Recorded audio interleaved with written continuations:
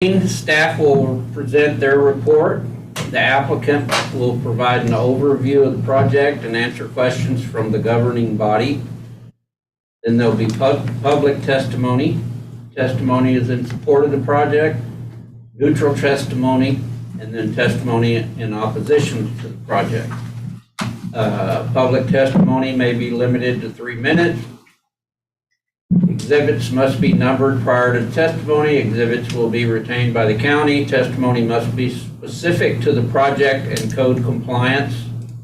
If you can, avoid repetition. If somebody says the same thing that you were going to say, just echo it or say, I agree with what they said, and that'll help speed things along. Then the applicant will have a time to rebut. And after that, there'll be no more further public testimony allowed after rebuttal. And the public hearing will be closed and deliberation will begin. Any questions will be directed directly to the commissioners, and pertain to the file. That would always be good. Try to keep them simple, to the point, and at this time we will turn it over to Daniel. Hey, We're going to hear files AM 0007-23, ZC 0003-23, VS 0001-23, VS 0002-23. And at this time, we'll go into AM 723. Steve, can you call for conflict first? Oh, call for conflict, I have none. I have none. and I have none. Oh, fire away, Daniel. Okay. Members of the public, good afternoon, commissioners. Same to you as well. Daniel Britt, staff planner. We're here to discuss AM 0007-23. It's going to be a comp plan amendment from resort community and transition to rural residential. The proposal is for a comprehensive plan map amendment from resort community and transition to rural residential for the purpose of designating zoning for the properties that have been de-annexed from the city of Priest River. The parcels are generally located off of East Side Road, East Settlement Road, and Highway 2, east of the city of Priest River. The proposal is approximately 775 acres, and the properties are generally flat with approximately 280 acres that have mapped slopes. The area highlighted there in yellow is the area we're discussing this afternoon on this amendment. So the definition of transition under the current comp plan is the transition classification is reserved for those areas of the county where a mixture of land uses can occur, which may include higher density residential uses, commercial, industrial, and light industrial uses. Due to the intensity of the land, these areas require primary transportation routes, urban like water and sewer services, fire, and police services. The resort community provides for urban light density for areas centered around the recreational areas developed for winter and water sports, golf, and hiking, where urban services are provided. These are the designations that exist currently on the properties, as we see here in this slide. The properties we're talking about specifically for the map amendment have the green dots on it. The pink hatched area would be the resort community designation, and the gray hatched area to the left of the screen is going to be the transition area. So the proposed comprehensive plan is for rural residential.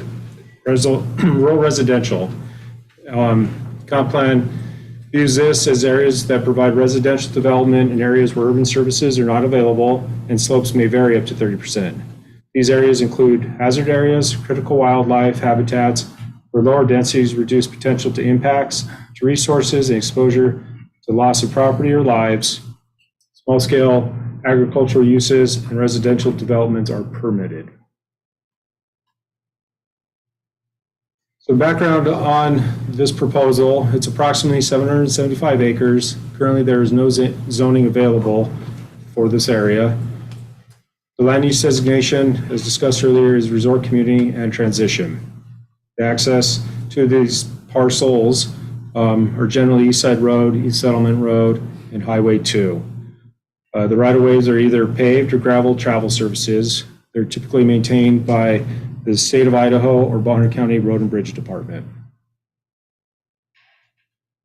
So looking at some environmental features on this proposal, the area on your screen there, about halfway over on the right, is the map slopes that we find on the property. The red represents grades that are 30% and possibly over, and the yellow indicates anywhere from 15 to 29% grade.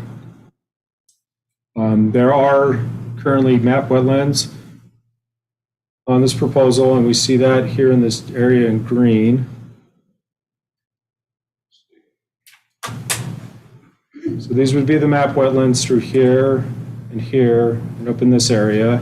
It does contain water frontage, meaning streams and lakefront. So the streams we find running through here on the east side of the proposal. The lakefront portion in this brown runs right through here as mapped. There currently are individual wells and septic systems scattered throughout these parcels. Fire protection is afforded through West Pend Oreille Fire District. Power is either Northern Lights or Vista Utilities, and is within West Pend Oreille School District number 83. The proposal does not have any mapped floodways. However, there's approximately 30 acres that are in the flood hazard zone. So that would be this light blue that we see through here as being that flood hazard area. So there are 11 types of soils spread throughout this proposal. 2 of those are classified as prime farmland, which total approximately 115 acres. 3 of the soils have a classification of farmland of statewide importance if drained, and 6 of the soil types that are found on the property are not prime farmland.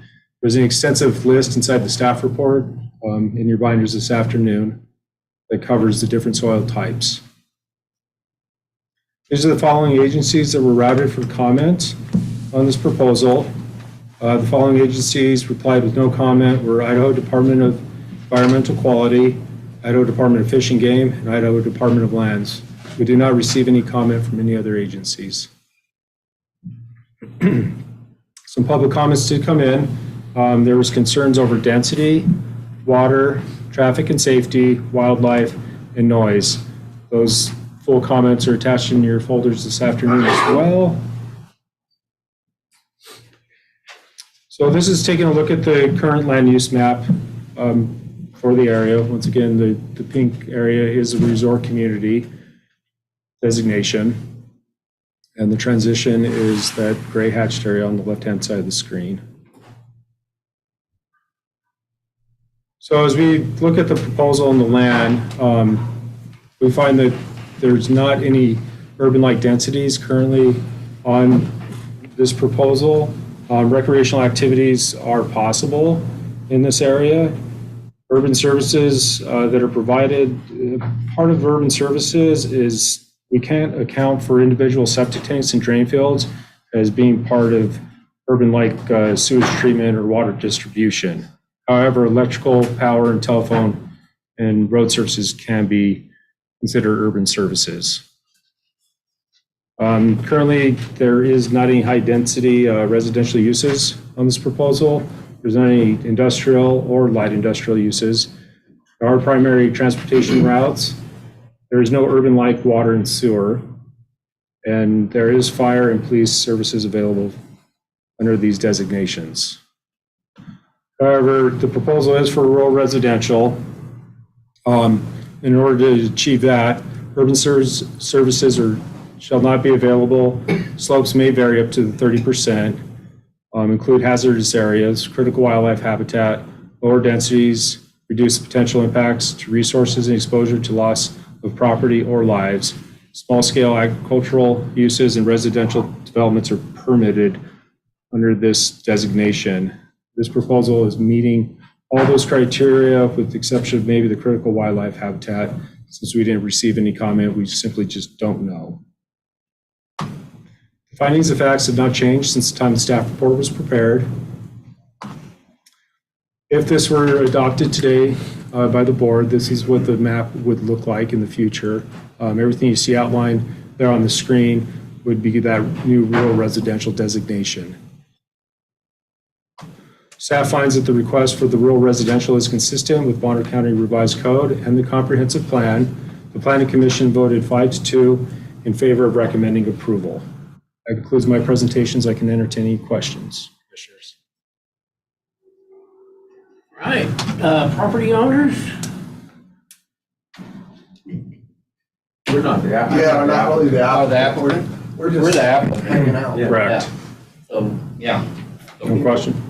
I have no May I question. ask a question? This is Bill Wilson for the record. Why, it looks like it was a split vote in the planning commission. What was the 2 nay votes? What was the basis for that? So one of the bases for the nay vote was let's go back to the definition. So there was a lot of debate may vary up to 30%. And so part of that language is what the conversation was about. And at the end, language that they came up with was that the proposed area does have map slopes up to and greater than 30%, where this comp plan designation says it may vary up to. And the code's a little bit different. So that was the crux of it. But the 30% slope, that was on the very far side of the property, right? Like the lion's share of it is less than 30, is that correct? Okay. Correct. So we're looking, this area here is approximately 280 acres. And so the word vary got great traction and conversation, and that's where that ended up. Perfect. Thank you.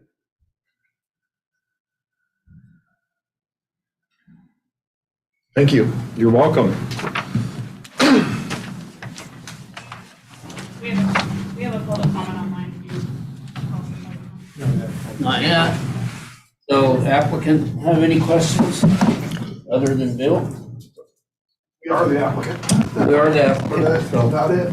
This Yeah. is the third time we've seen this file, and we've been consistent. We've listened to the property owner. We have sought input. Input has been given, working through the planning commission as well. I appreciate the work that's been done. My questions have been answered through the process. Okay. Public testimony? Anybody in favor?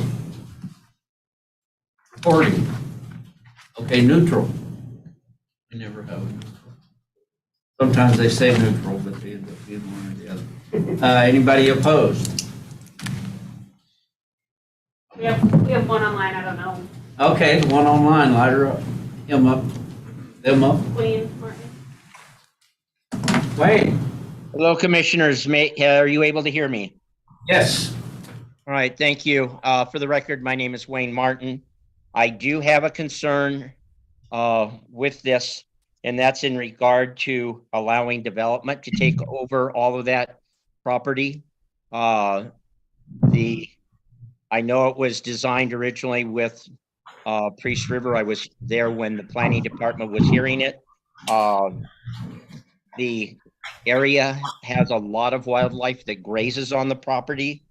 They do travel down to the river for water.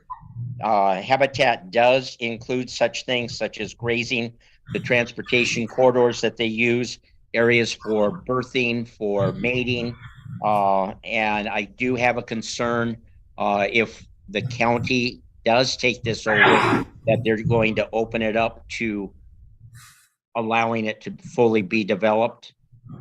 Another question that I have that I asked the planning department, and I will ask again, is the city of Priest River evidently has such a large tax base and has such a large income coming into it that they're able to give this property back to the county in order to be able to generate revenue, because I know that that was one of the comments that was made when when it originally was heard by the planning department or the planning commission, sorry. Anyways, I hope that you will listen to that. Thank you for everyone for their time and have a good day. Thank you, Wayne. Any other public testimony?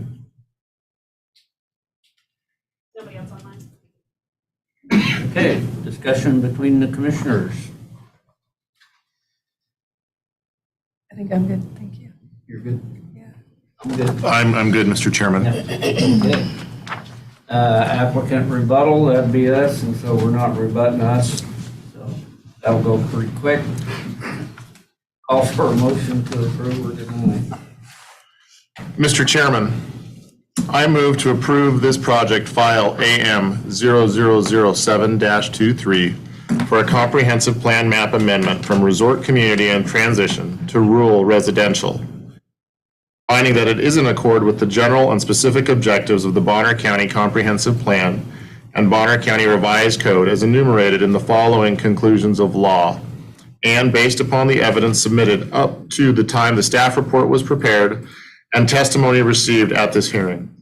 I further move to adopt the findings of fact and conclusions of law as set forth in the staff report and direct planning staff to draft written findings and conclusions to reflect this motion. Have the chairman sign and transmit to all interested parties. This action does not result in a taking of private property. I second the motion. Roll call vote? Commissioner Ahmed, Yes. Commissioner Williams, Yes. Commissioner Bradshaw. Yes. Madam Clerk, is the resolution going to be 7-23? 34. Oh, I have it written down. 2023-34. 2023-34.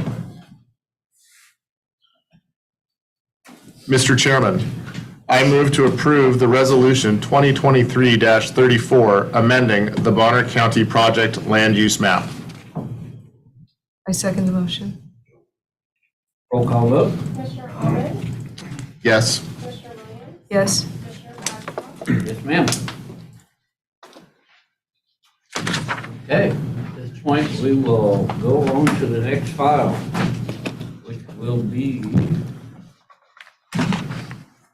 ZC 0003-23.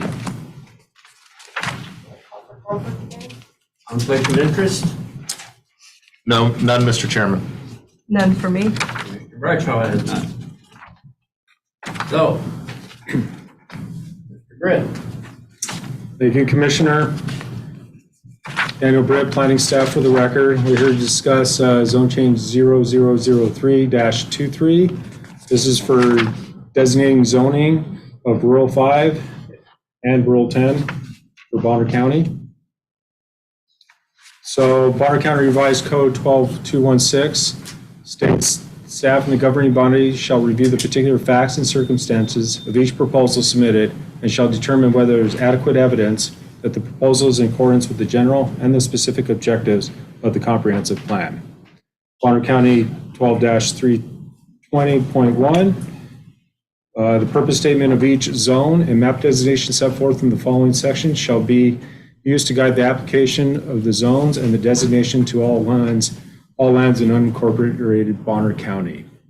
So looking at the purpose statement for the rural district, the rural district is established to allow for low density residential uses that are compatible with rural pursuits. The way that looks by the code is limited residential densities and permitted uses compatible with rural character, allowing for small-scale farming and forestry activities, tourism, and recreation uses. It encourages conservation development configurations that create a permanent open space, reduce infrastructure costs, and enhance recreational opportunities. So keeping that stuff in mind, these are the criteria for properties, in this case, this proposal, to meet either the R10 classification in the rural district and the R5. So in order to reach the R10, properties need to be characterized by slopes steeper than 30%. There should be critical wildlife habitat, prime ag soils, served by a network of public or private roads that do not meet the roadway standards in Title II or Appendix A, which is the private road standards.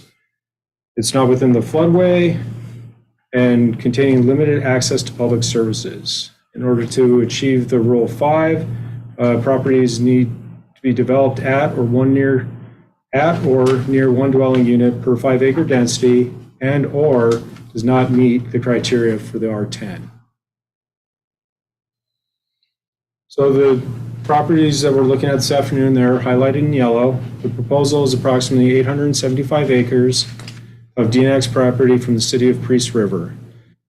The designation that's being proposed this afternoon is Rule 5 and Rule 10. The properties are generally located on Highway 2, East Side Road, East Settlement Road. The properties are mostly flat with some up slopes, and the current comprehensive plan designation is rural residential. There's a difference in the numbers from the amendment to the zone change because a portion of this proposal is already zoned at the proposal was already at rural residential, and that was about 100 acres. So that's why this number increases for the zone change, because it includes other parcels that do not currently have zoning. So currently there's not any zoning on the 875 acres. The land use designation now is rural residential. The properties, once again, are accessed by East Side Road, East Settlement Road, and Highway 2. These right-of-ways are either paved or gravel travel services and are typically maintained by the state of Idaho or Bonner County Road and Bridge Department. So looking again at the environmental features for this proposal, they're very similar to the AM file we just heard. They do contain map slopes 15 to 30% or greater. The area does contain map wetlands, and it does contain waterfront and streams. There are individual wells, individual septic systems. Fire protection is afforded through West Pend Oreille Fire District. Power is provided through Northern Lights and Avista Utilities, and is within West Pend Oreille School District number 83. This is once again looking at the floodplain and the floodway map for Bonner County. The proposed area does not contain any floodway,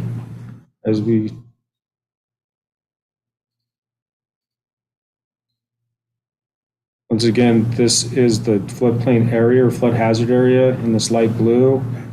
If there was any floodway in the proposal, which is basically this area, we see the aerial, it would have this reddish color here, which would be the floodway. This is not part of the proposal, but that's just an example of what the floodway would look like if it had any. There's also an extensive evaluation of the floodway and floodplain found in the staff report this afternoon, covering that, prepared by a floodplain administrator on staff. These are the soils on the property. There are two types of soils that have a classification of prime farmland. The total approximately 115 acres. We find that in these two blue areas outlined here are the prime farmland, and this is more or less an exploded view of that same area as the farmland. So we can see that these properties are developed at or around 5 acres. Some might be slightly under and some above. The other soil types that are found here in this area are either not prime farmland or they're farmland of statewide importance if drained. These are the following agencies that were routed for comment on this file. Idaho Department of Transportation did submit a letter of comment that's found in your binders this afternoon. Following agencies replied with no comment: DEQ, Idaho Fish and Game, and Idaho Department of Lands. Did not receive a response from any of the other agencies. Same public comments that came in for both files, concerns over density, water, traffic, safety, wildlife, and noise. Those full letters are included in your binders this afternoon. So when we look at the parcels again, and we're going to focus in on the R5, or sorry, the R10 designation here, looking at the proposal. Though there's not any critical wildlife habitat that was identified, and there are no prime ag soils, they are served by a network of roads that may or may not meet those standards of Title II and Appendix A. A portion of that is would be East Side Road, I believe. There's no floodway and does not contain limited public service access. In order to achieve that R10, it has to meet one or more of the following. And where it meets that criteria is where the slopes are steeper than 30%. And that's applicable to these three parcels. This parcel here that I'm using the pointer for would be split because this is one parcel that runs through here, so it does have some slope on it. So there's a portion of it that qualifies for the R10. This is a look highlighted or outlined in purple of the properties that are developed at or near 5-acre density, and none of those that are highlighted or outlined in purple are meeting any of the R10 criteria. If this proposal is adopted today, this is what the future would look like for these parcels. The dark blue would be the R10 designation, and the light blue would be the R5. And the parcels that are highlighted or outlined in black is the proposal. The findings of facts haven't changed since the time the staff report was prepared. Staff finds that this zoning designation is consistent for the R10 and the R5 with Bonner County Revised Code and the comprehensive plan. The Planning Commission voted 6-1 in favor of recommending approval. That concludes my presentation. I can entertain any questions, commissioners. I have no questions, Mr. Chairman. I have no questions. What was the reason for the dissenting opinion on this one? Sorry, Commissioner. What was the reason for the dissenting opinion on this one from the planning commission? Same reason, back to the slopes and the language on the slopes. How does the planning department determine or measure minimal? So when it looks at the hazardous area, it said minimal. What's the measurement for that? Or how are we defining that word? Are you referring to the characterized by slopes steeper than 30%? No, when it looks at the floodplain. It said minimal, so no comment.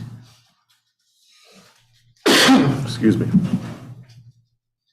I'm sorry, Commissioner, can you repeat the question? I'll go to the page. I'll ask you a different one and find the page that one's on. Did we reach out to the school district regarding the increased density? I contacted them on a kind of a consistent non-response. They're having difficulties right now with needing a superintendent. Did we reach out to them to see if they had an opinion? They were routed, yes. But outside of just the email sent over to them? No, we we- don't make it a practice to reach out to all those agencies individually. We route all these agencies equally, as well as all taxing districts.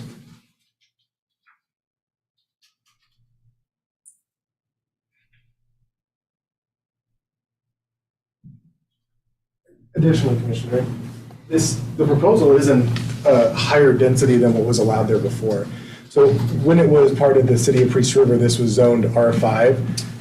Would you identify yourself for all of the My people? apologies. Jacob L. Planning Thank you. Jacob L. Planning Director. So when this was part of the city of Priest River, it was zoned R5. I think the entirety of it was zoned R5, which when I spoke with the city of Priest River staff, it was 5 acres with no urban services, and if all urban services were connected, it can go down to 1 acre lots. So really, this is a less dense in all ways from what was established there from 2008 when it was annexed. Somewhere around there. Yeah. So on page 5, it uses the term minimal SFHA incursion. I was just curious what is minimal? What does that mean? How is it measured?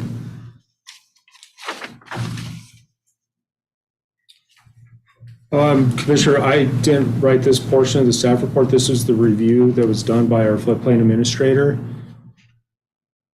Okay. So we could probably spend some time and go downstairs and get him if you'd like for him to come up and comment. All right, that's all my questions.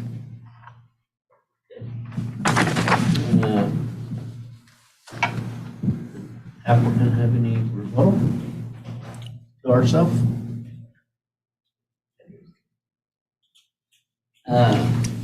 Public comment? Jeff Conley. Only if there was some questions pertaining to and I think that Jacob hit on that already by saying that this whole parcel was R5 zone. It was in the city of Priest River. So,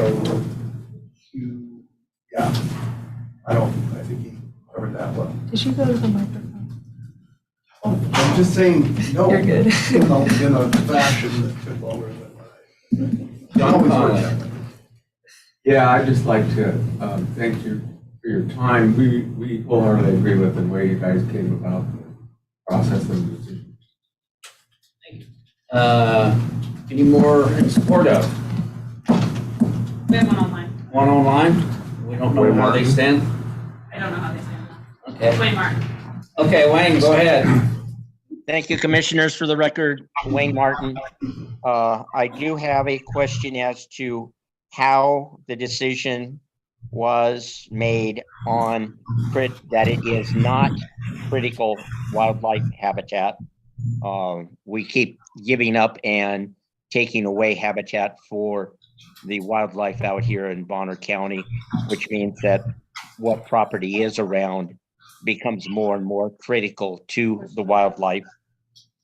The large areas that are 30% slope was discussed extensively with the planning committee, and they did not in open session come to any agreements on that. And I'm curious as to what the final decision on those in making or allowing 5-acre pieces of property. That's all that I have. Thank you. And they were already 5-acre, zone 5 acres. Yeah, that still doesn't take away. Yeah. Yeah, it still doesn't take away the critical habitat, but, all right, thank you. Wayne, I can answer that because I met with Fish and Game on this because it comes up often. So we have asked for a critical habitat map, but the answer from Fish and Game is that there isn't a map for our area. We have to take it case by case because everything is a critical habitat when you have that much rural character. And so the Planning Commission has to look at it not based on a map, but just the individual parcels. If they were going to actually map our area, it would basically be saying all of Bonner County essentially. So they did not provide a critical habitat map. They do respond regularly to the files that we bring forth, and they are looking at it with respect to the wildlife and the ecosystems on individual cases. Okay. All right, thank you. Yep. All right. Any more in support of? Neutral, we have Kathy Colbert with the PhD. I don't have any comments unless you guys have questions. You can be neutral all the way. I'm neutral. All righty. Okay, opposed? So quiet today. Apparently this is best to save for last on this maybe. Still got 2 files to go. Yeah, it's like, is this the calm before the storm? So, all right, discussion between the commissioners, I don't have any further questions. no rebuttal between us. For myself, Mr. Chairman, this is the third time that we have really looked at this file. It has gone through to zoning, I believe, for this aspect. I went to the planning commission as Planning well. Commission, no, thank you. And we have worked with the landowners. We have talked to adjacent property owners. We are actually preserving more by actually going in this direction. So all of my questions have been answered, and it appears happily that most people on this file are relatively happy, which I'm grateful for. So, that time I'll call for a motion. Mr. Chairman, I move to approve this project file ZC 0003-23 to designate zoning of Rural 10 and Rural 5, finding that it is in accord with the general and specific objectives of the Bonner County Comprehensive Plan and Bonner County Revised Code as enumerated in the following conclusions of law, and based upon the evidence submitted up to the time the staff report was prepared and testimony received at this hearing. I further move to adopt the findings of fact and conclusions of law as set forth in the staff report and direct planning staff to draft written findings and conclusions to reflect this motion. Have the chairman sign and transmit to all interested parties. This action does not result in a taking of private property. I second the motion. Roll call vote? Commissioner Bowman? Yes. Commissioner Bowman? Yes. Commissioner Bradshaw? Yes, ma'am. Now, zone change ordinance. Mr. Chairman, I move to approve an ordinance of Bonner County, Idaho, the number to be assigned, citing its authority and providing for the amendment of the official zoning map of Bonner County by the classification of lands located in sections 19-27-28-29-30-32-33, Township 56 North, Range 4 West, Boise Meridian, Bonner County, Idaho to Rural 10 and Rule 5 and providing for an effective date. I further move to authorize the chairman to sign the official supplementary zoning map upon publication of the ordinance. I second the motion. Roll call vote? Commissioner Bowman? Yes. Commissioner Bowman? Yes. Commissioner Bradshaw? Yes, ma'am. And that will conclude this file, and we will move on to VS 0001-23. Thanks, guys. Gentlemen. All right, Steamboat Bay Road vacation. Conflict of interest? No, Mr. Chairman. No. Commissioner Bradshaw has no conflict. So, fire away. Thank you, Chairman. Travis Howler, planning staff for the record. We're here today to discuss file VS 0001-23, vacation of a portion of North Steamboat Bay Road. The applicants are requesting to vacate it, meaning to take it out of the public right-of-way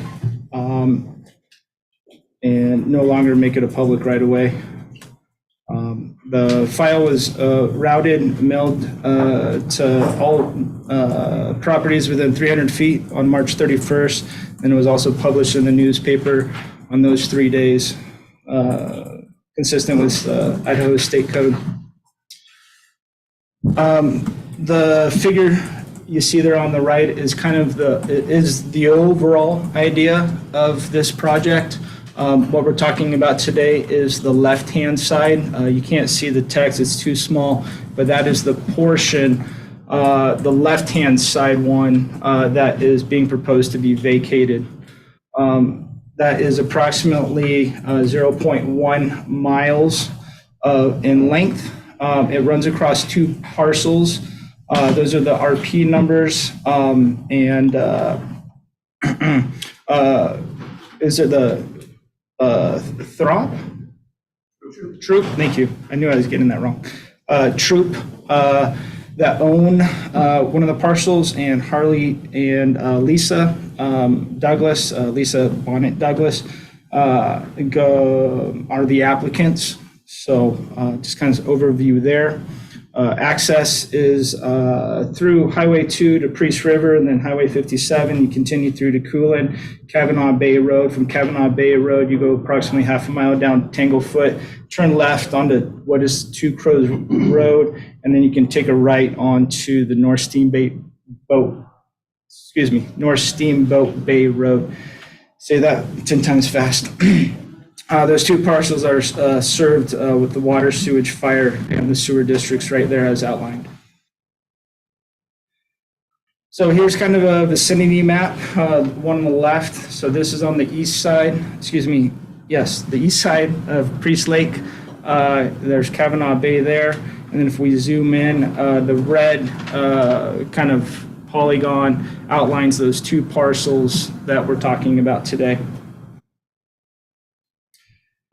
And I did say they were accessed by Two Crows Road there to the south. The North Steamboat Bay Road is also accessed from the north. It is a much longer drive, but it is accessed from the north and you can come down from that Steamboat Bay place. So this was routed for public comment. 3 public comments were received. Those are included in your binders today. And 2 agency comments were received, one from DEQ, mainly their standard response, and Bonner County Road and Bridge response there. If you like, I can read it for you. But Bonner County Road and Bridge is in support of the proposed right-of-way swap. So I'm saying swap because even though we're here for a vacation, part of the overall idea that I had expressed in that one exhibit is they're planning on dedicating public right-of-way after one site is vacated and just essentially moving that public right-of-way. So, Road and Bridge is in support of this right-of-way swap. North Steamboat Bay Road is a privately maintained public road with the condition of a new road being constructed and new right-of-way dedicated. The existing right-of-way will no longer be necessary and could be vacated without limiting public access beyond this section. The private section of the existing North Steamboat Bay Road on the north end of this realignment through those 2 parcels does not have an easement and exists through prescriptive use only. I can get to that. I'll show you at the end kind of what that's, but by relocating the road, the neighboring residents could lose their prescriptive rights to the private road section through this parcel, and access easement for the realignment section of this private road through this parcel should be considered as a condition of the vacation of the public right-of-way section in order to legally preserve the continuity, thank you, continuity between the public and private sections of the road. So if I go back here, it's difficult to see, but these are the 2 northern parcels of where the public road extends to. Further to the north is private easement. So that's kind of what the comment was referring to. Yeah, it's difficult to see. So, the vacation, the standards for review actually don't fall within Bonner County Code. They fall within Idaho State Code, Title 40, Chapter 2. And Idaho Code, Title 40, 203 is what we look at, and that sets forth the procedures for the hearing and considerations of this vacation. So it outlines, and I will go through this, the commissioners may by resolution declare their intention to abandon or vacate any highway or public right-of-way or to reclassify a public highway as a public right-of-way where doing so is in the public interest. And so A, B, C, D, where'd E go? E's, I apologize, E is not a bullet point, but it is within that paragraph. F, G, H, I, J. So those are the procedures set forth in 40-203. I believe it's 1, not I. So the request, if reading A, the request for vacating a portion of North Steamboat Bay Road has been brought to the county commissioners in public hearing. The board may vacate a portion of this road through a resolution and if found to be in the public interest. B, the petition for this vacation of Bonner County-owned public right-of-way has been initiated by a resident or property holder within Bonner County as permitted by this section of the state code. C, the commissioners have established the hearing date of May 10th, 2023 to consider this request. D, a public notice stating the intent to vacate. F, all owners of record of land abutting the portion of right-of-way proposed to be vacated were notified through mail. G, during the testimony, in persons or entity may appear and relay information relating to the procedures of this petition. H, after completion of the proceedings and consideration of all relative information, the commissioners shall decide whether the abandonment and vacation of the highway or public right-of-way is in the public interest of the highway jurisdiction affected by the abandonment or vacation. The decision whether or not to abandon and vacate the highway or public right-of-way shall be written and shall be supported by findings of facts and conclusion of law. I, public right-of-way in Bonner County do not have an assessed value. And J, the petition, if approved, will require a resolution to be recorded in the county records. Again, this is all per Title 40, Idaho State Code 203. If we look at 203.2, it sets forth the standards for the consideration of a petition as it relates to access. That code specifies no highway or public right-of-way or parts thereof shall be abandoned or vacated as to leave any real property adjoining the highway or public right-of-way without access to an established highway or public right-of-way. The burden of proof shall be on the impacted property owner to establish this fact. So staff, the proposed vacation does not leave any real property adjoining the highway or public right-of-way without access to an established highway or public right-of-way. The applicant has proposed to dedicate an alternate public right-of-way access across the subject parcels to maintain the connectivity between adjacent parcels to the north and south across North Steamboat Bay Road. So there it says see conditions of approval. As a condition of approval, we're asking that that does get taken care of, that they do dedicate public right-of-way across a newly constructed road. Idaho Code 40-2033 sets forth the standards for reserving easements for utilities. Another, what's the word? Appurtenances. Thank you. And it further explains, in the event of abandonment and vacation, right-of-way or easement shall be reserved for the continued use of existing sewer, gas, water, or similar pipelines and appurtenances. Thank you. Appurtenances. And other underground facilities as defined in section 55-2202 Idaho Code for ditches or canals and thank you. And for electric, telephone, and similar lines. And Randy? Thank you. So what that means is that if there are easements lying within the proposed road to be vacated, those easements do not go away, or they need to be relocated. So staff, vacation of this right-of-way will not extinguish any right-of-way or easements for the continued use of existing sewer, gas, water, or similar pipelines. As defined in section 55-2202, it goes on to say any remaining utilities located in the proposed vacation portion shall be granted easements for the applicant accordingly. See conditions of approval. One of the conditions, so there is a sewer line lying within the portion to be vacated. The applicant has talked to the owner of Coolin Sewer. The owner of the sewer line, which is Coolin Sewer District. And we just received this about an hour before the hearing. So Coolin Sewer District on Tuesday, I believe, had a board meeting, on the 3rd, May 3rd, had a board meeting. And there they heard the request to relocate the sewer line.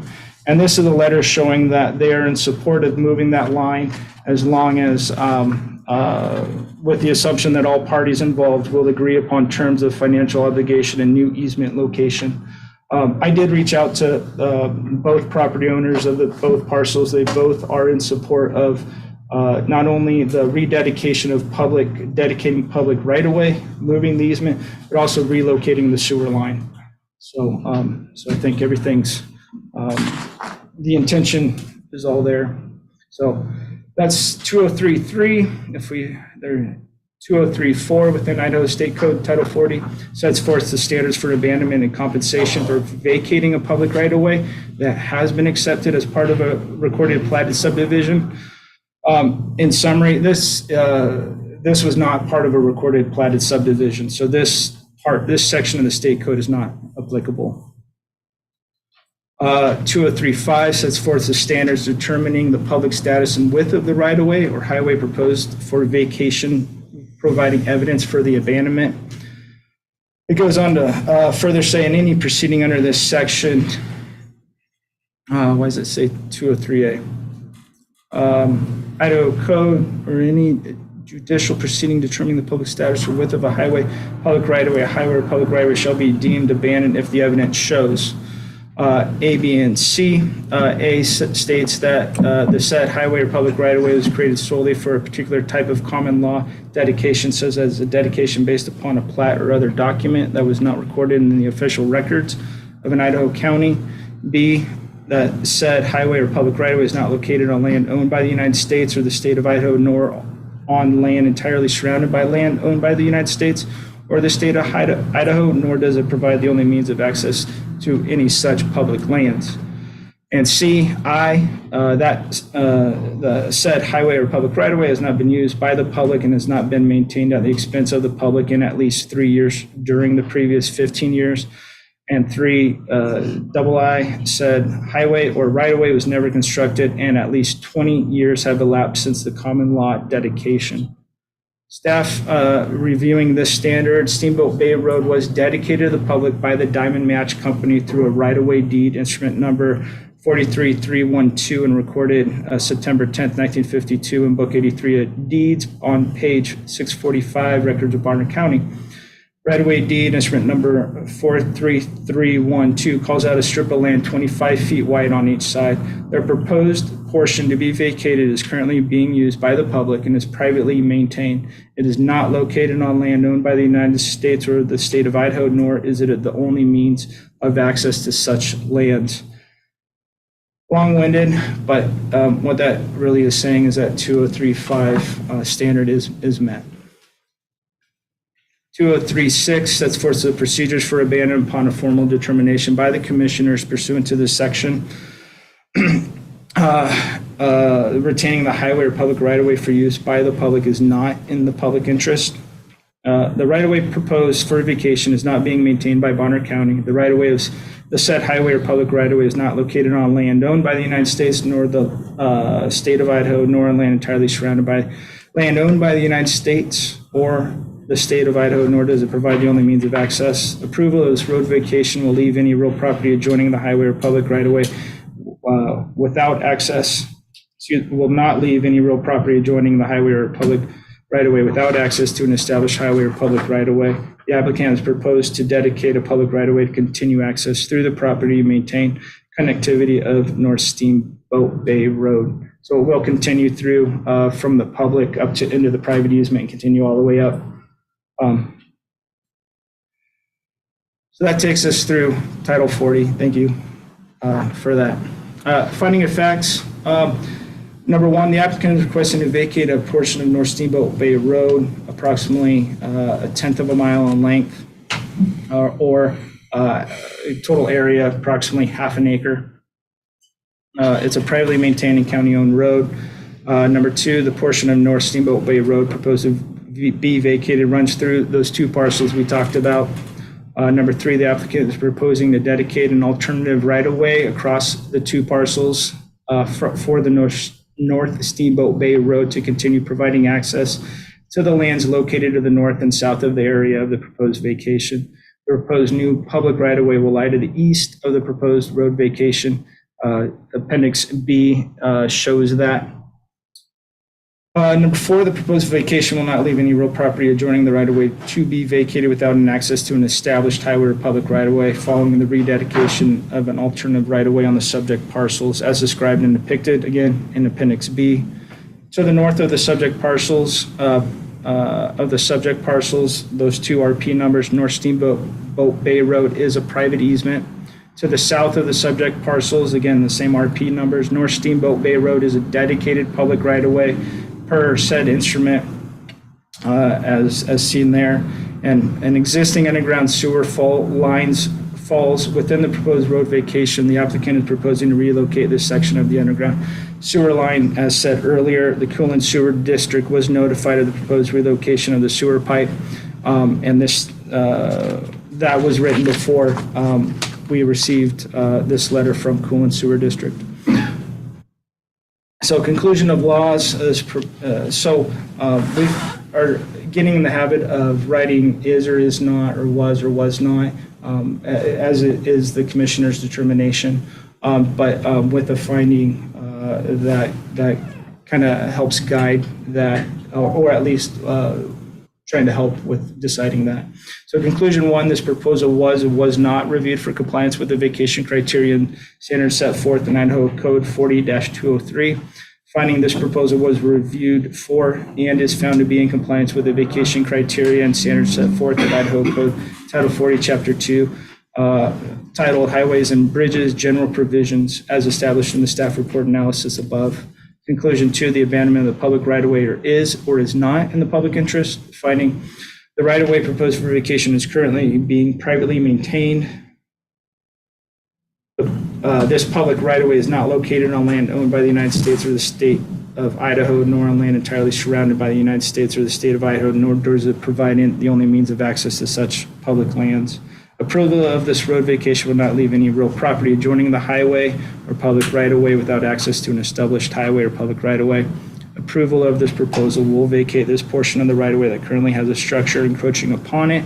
The applicant is proposing to dedicate an alternative right-of-way for the parcels located to the north of the proposed area of vacation and continue having access through North Steamboat Bay Road. And conclusion 3, by granting this petition for vacation of public right-of-way, real property adjoining the subject highway or public right-of-way will or will not be left without access to an established highway or public right-of-way. And finding that the right-of-way proposed to be vacated would, if approved, would not leave any adjoining parcels or lots without access to an established highway or public right-of-way, as North Steamboat Bay Road is a continuous road that connects to Steamboat Bay Place to the north, a private road to the north, and Two Crows Road, private road to the south. The applicants are proposing to dedicate an alternate 50-foot wide public right-of-way across the subject parcels. This would allow the parcels located to the north and located to the north of the proposed area of vacation to continue having access through the alternate location of the North Steamboat Bay Road. Recommendations of approval. These kind of came about. The vacation of the above described right-of-way shall be effected upon the recording of a resolution by Bonner County Commissioners granting the vacation. The cost for legal advertising and recording fees shall be borne by the applicant and shall be paid prior to the recording of the resolution vacating, that shouldn't be easement, vacating the public right-of-way. Sorry for that typo. The applicant shall dedicate an alternate area to the public for the continuation of North Steamboat Bay Road over the subject parcels as described and identified in Appendix B. Those are also in your staff report, in your binder within the staff report.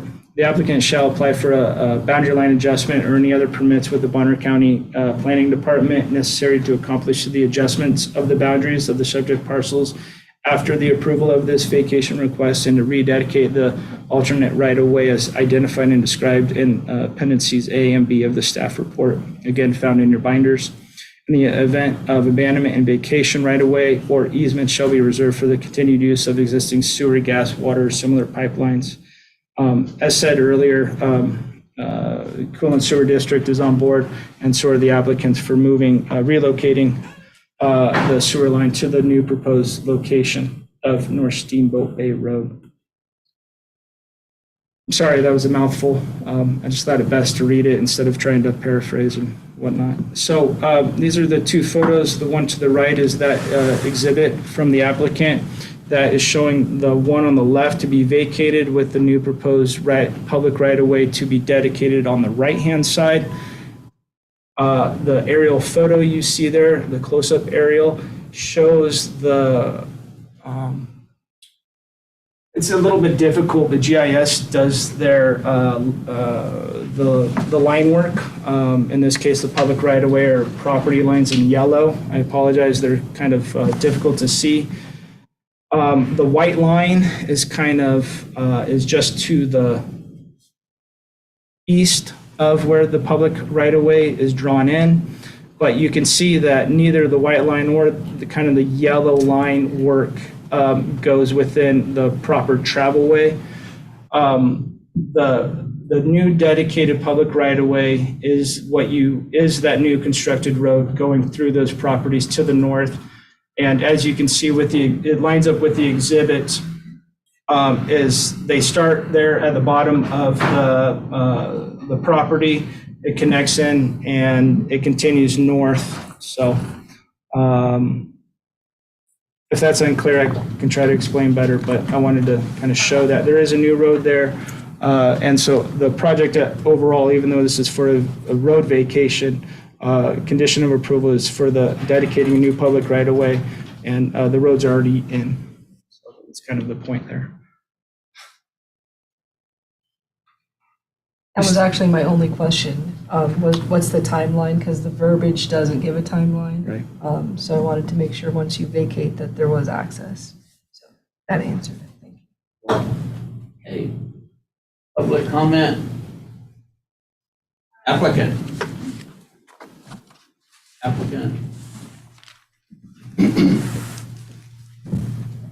Jay Bonnet with JR, is this on? It doesn't amplify, it's Okay. just for them to Gotcha. hear online.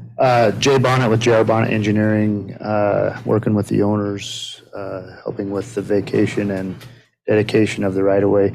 Just to clarify some aspects of this, it's, the big picture is that we're just moving the road farther east to clean up some problems with the existing right-of-way and allow some other opportunities within proximity of the old right-of-way. The old right-of-way currently does pass through a neighbor's structure, a garage structure. So this action would actually, and you can see it in that picture up there as it makes the bend to the west, north being to the top of the page. There's a garage structure in there that shows up within the actual existing right-of-way.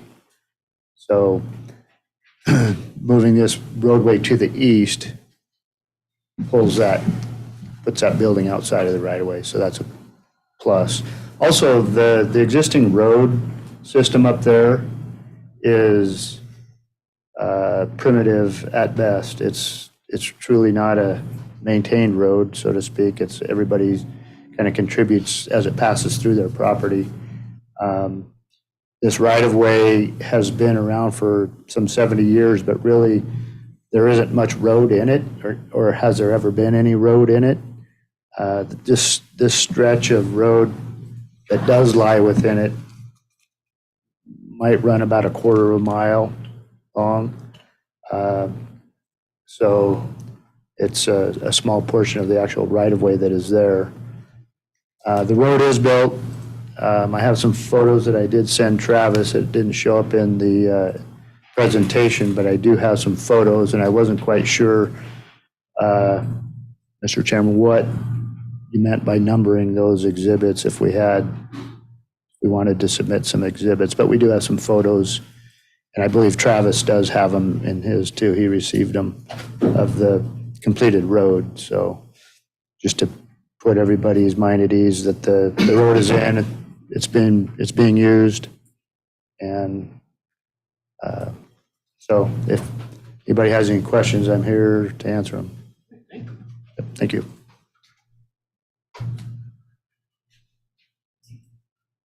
Two applicants or just one? Pardon me? Was there two applicants or just the one? Two? Well, You want to add anything, or let the engineer do it? he could do He it. did a good job. Okay. Public comment. People in favor of, Mr. Bonnet just spoke, unless he wants to speak again.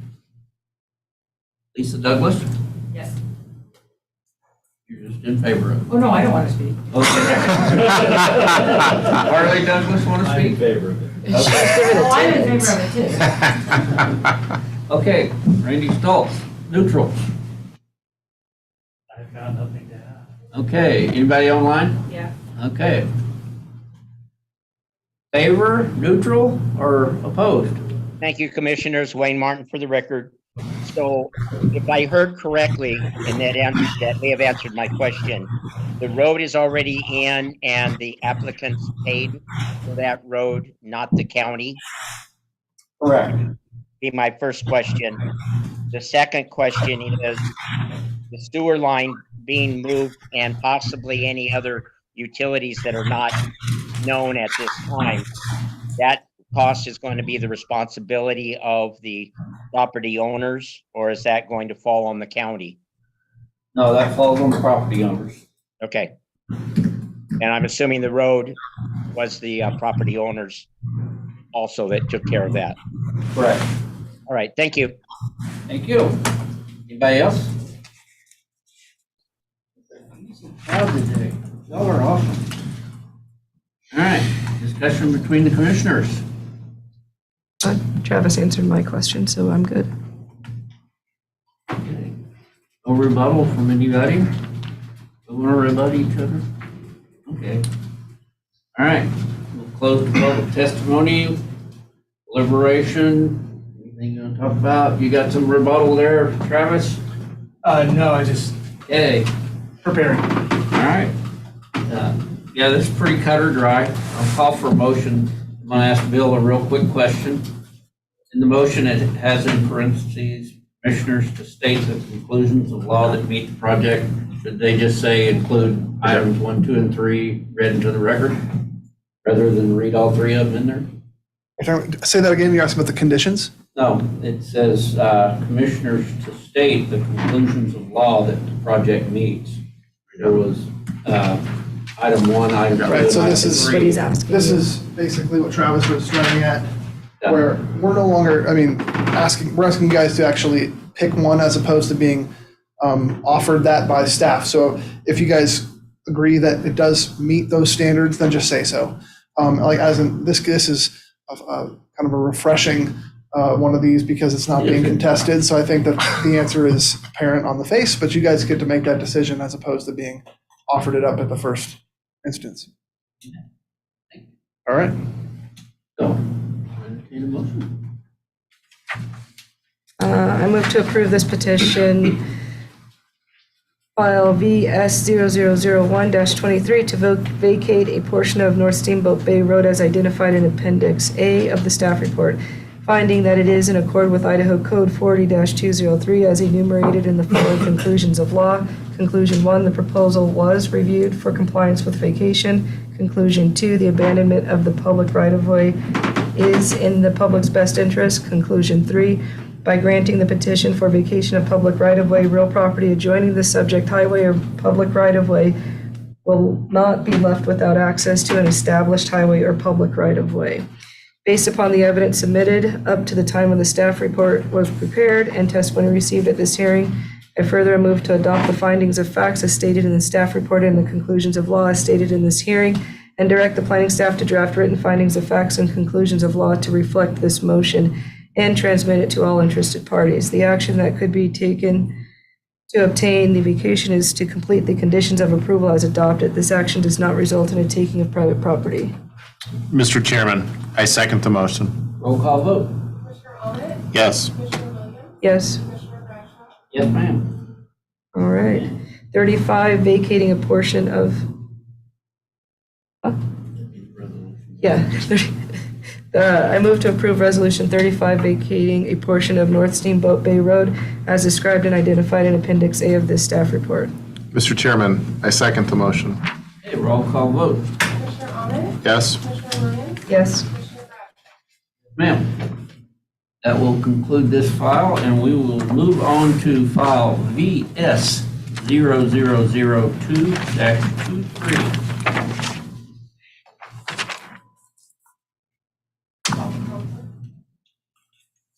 Conflict of interest. Commissioner Bradshaw has none. Commissioner Ahmed has none. Williams has none. Let her rip, Travis. You got it. Back at will.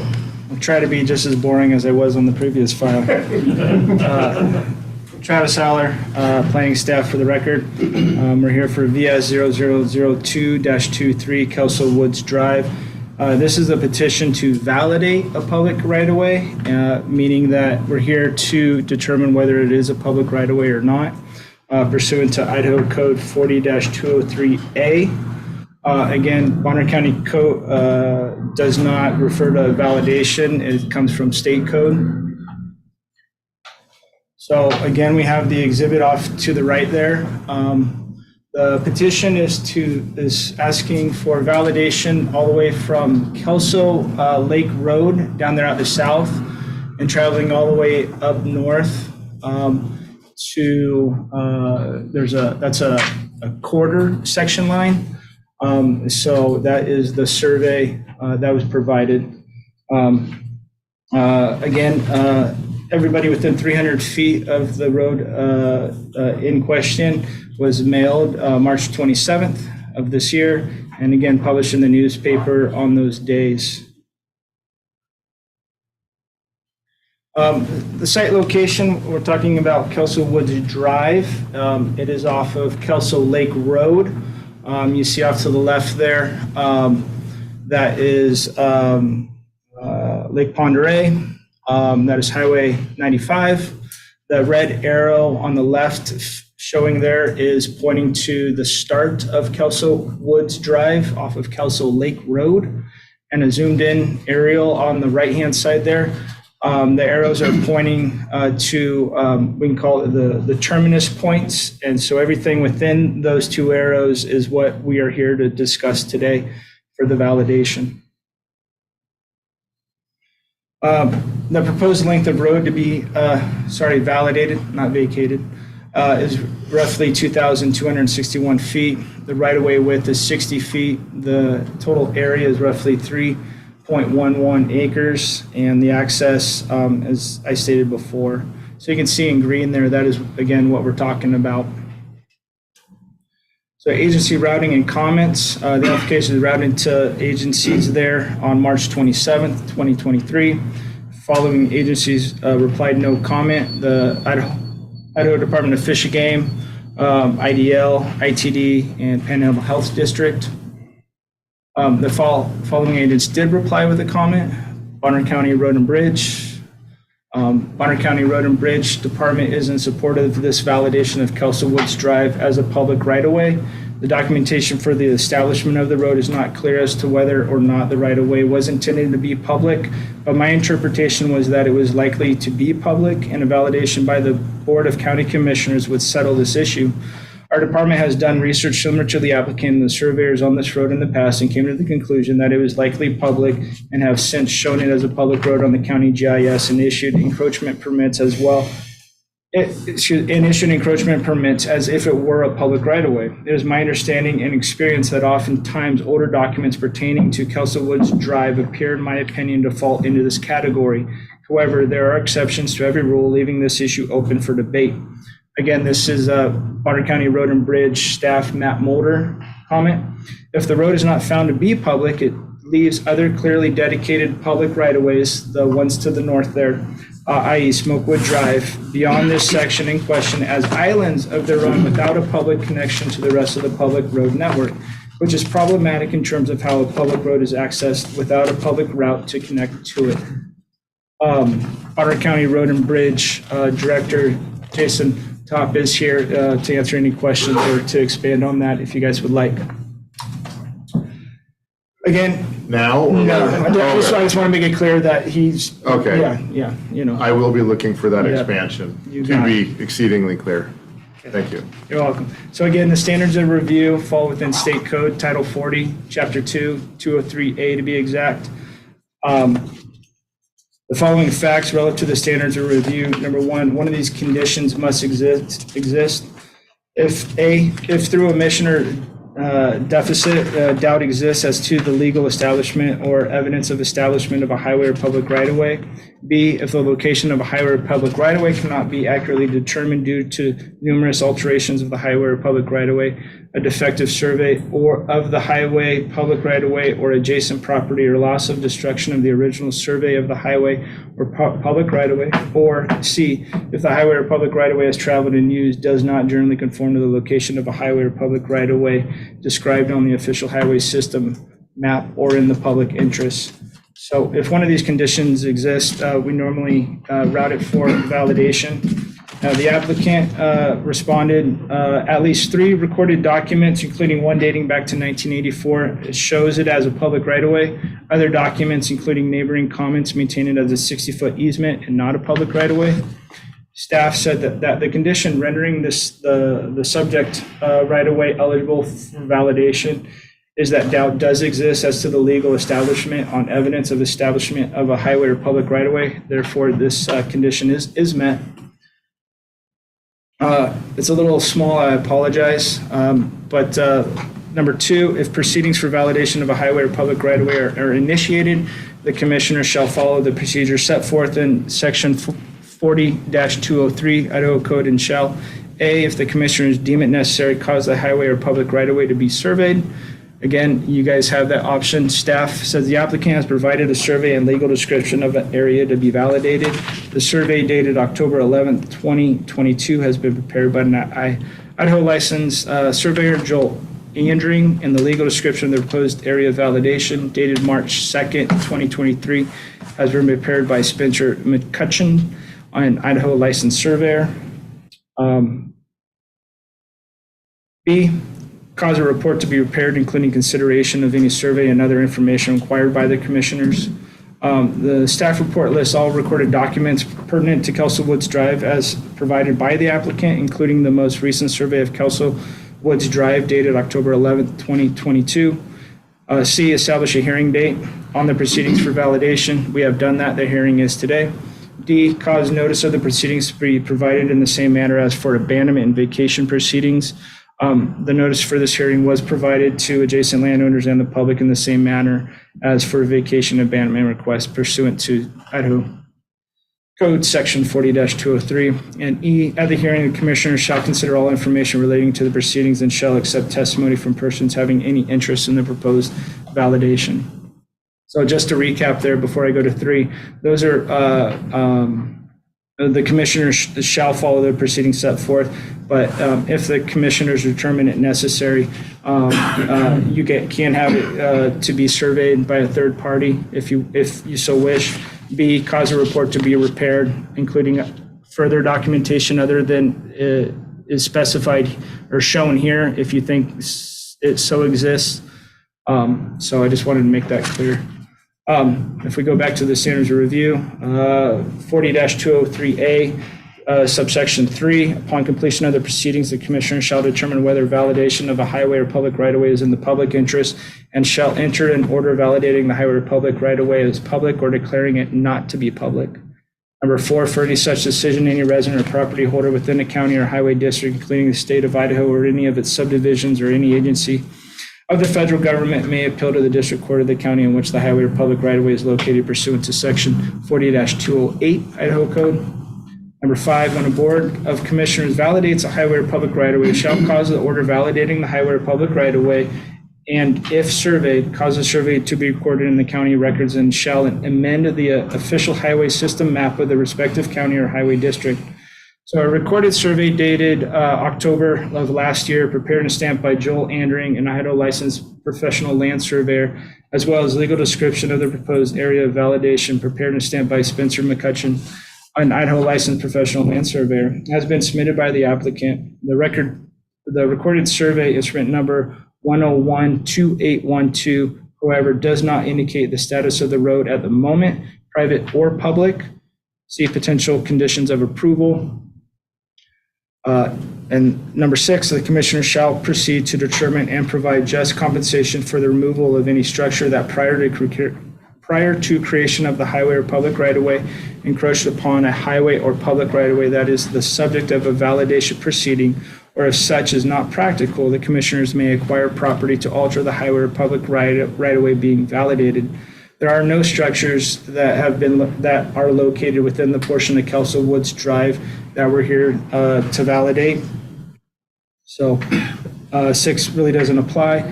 Number 7, this section does not apply to the validation of a highway, public right-of-way, public street or public right-of-way, which is to be accepted as part of a platted subdivision pursuant to Chapter 13, Title 50, Idaho Code. Again, this is not part of a platted subdivision. Just to clarify, this came about from a proposed subdivision, and part of the conditions or part of the approval process, the staff recommended that Kelso Woods Drive be validated because the proposed subdivision is proposing to use Kelso Woods Drive for access to the proposed subdivision. And so to clear up this is kind of where this proposal application came from. So I can expand on that if you like, but just kind of give you an overview. Did I not explain that right? You want more? You're good. My questions are Oh, for Jason. okay. Mine too. So, that's wonderful. okay. So the submitted, the recorded documents by the applicant, I believe there's, was there 8 here? Seven documents, and a warranty deed, the record of survey. So it's not planning staff's ever intent to try to summarize or try to assume anything. I can read through these recorded documents and read them and pick out where it says public right-of-way or if it says easement, but I didn't want to do that. Again, this is the county commissioner's determination to validate it as public or private. I have history in a previous job that helped with this, but with this petition, with this file, I printed out, or in this case, took screenshots of all those recorded documents so that you guys can look at it for yourselves and make your own determinations. So they're all here. Here's the first one, the record of survey. And so if you like, I can point out what I've pointed out, but I wanted to show them so that everybody, including the public here today, can point out what they see, because there is confusion. There are documents that show this as a public right-of-way, and there are documents that say an easement. And so these documents provided by the applicant are showing both those. So I don't know if it helps, but again, I didn't want to make that determination, so I took screenshots and actually put them into this presentation for showing. So I just wanted to say thank you for doing it that way. I think the public is definitely, they pay attention to the staff report, and sometimes there's a concern that it's being guided versus just presenting the objective information. And the way you presented it, regardless of what the decision is, helps people to accept the outcome because it was objective and not choosing what to highlight. So thank you for doing it that way. So if we go through those documents, warranty deed, plat of Kelso Lake Woods, a record of survey. Again, these are all showing Kelso Woods Drive. Finding of facts, the applicant is requesting validation of the portion of Kelso Woods Drive as described through the legal description in Appendix A, pursuant to Idaho Code Section 40-203A. Number 2, the following records have been submitted for review as part of the validation request. Those are the 7 I just went through. Number 3, the right-of-way width is 60 feet. Number 4, Kelso Woods Drive is accessed by Kelso Lake Road, a county-owned and maintained public right-of-way. And number 5, the procedures set forth in Idaho Code Title 40-203A have been followed. No public agency has objected to the proposed right-of-way validation. Local utility providers were routed as part of agency review, and none opposed the validation. Again, the conclusion of law is specified in the previous file and how it's laid out. Number 1, the proposal is or is not consistent with the validation criteria and standards set forth in Idaho Code 40-203A. And number 2, the validation of the portion of Kelso Woods Drive as described in Appendix A of the staff report is or is not in the interest of the public. Again, those are the Board of County Commissioners' determinations. Conditions of approval, if validated, the validation of the above described right-of-way shall be effective upon the recordings of a resolution by the Bonner County Commissioners granting the validation. Number 2, the cost of legal advertisement and recording fees shall be borne by the applicant, shall be paid prior to the recording of this validation order. Number 3, the applicant shall record the survey of the portion of Kelso Woods Drive validating as public right-of-way to show the correct status of the road, which would be public road privately maintained. You're up, Jason. This is good. Can I Before. can I have a few questions and comments for the record before we ask Jason to chime in? Yeah, I can just go here, and I might have to have the same, if you would stay up there, since there might be questions for you. Again, this is Bill Wilson for the record, and I'm the prosecutor who advises the planning and departments, for those of you who don't know me. So a couple of questions. I can Travis. Hi, there he is. Okay, I turn around, he's gone. I'll trip over this thing. So a couple of thoughts, just for the board and for because we've had our share of experience with right? And it's actually pretty easy to confuse those two because vacations and validations are two sides of the same coin. First thought, my question for you, I know you didn't want to get into your interpretation of those deeds. I just want, you said that there is, some of the deeds talk about it as an easement, some as a right of way. And the words that get thrown around when you're talking about public access or private access are inherently, they're always confusing and there's no standard. So that's not helpful for us when we're trying to determine what the intent was. But my question is there a point before which it was called an easement and then started to become a right-of-way or vice versa? Like, what are those documents? Is there a general theme in the recorded documents that tell us the way it was perceived? Is that a good? Is that your question? Yes, it is. That's my first question. And we're talking chronological order, right? If that applies, yeah, I think so. Yeah, so when reviewing warranty deeds, I'm hesitant in responding because as a planner, at the planning department, we don't review warranty deeds. We really don't review record of surveys. So my response, I'm using more of my experience when I worked for a survey firm. Okay. And in there, in reviewing warranty deeds, in legal descriptions, if nothing has changed, if you come by my property and it's the same property, the legal descriptions continue. We see that within the warranty deeds as they pass to the next owner and whatnot. In a chronological order of the different types of recorded documents, we're talking not only warranty deeds, record of surveys, and plats. In chronological order, there, in my opinion, there is not a theme that we see. We see it jump around with certain documents that you see. I did not see a pattern, if you will. What was the first record in that call chain title that referenced this as a public right-of-way? Which one of those in that list is the first one? So in this list, again, I don't want to summarize. The first ever notion that I actually see public right-of-way show up in the 7 documents that we have here, I believe is 300,775. 300,775.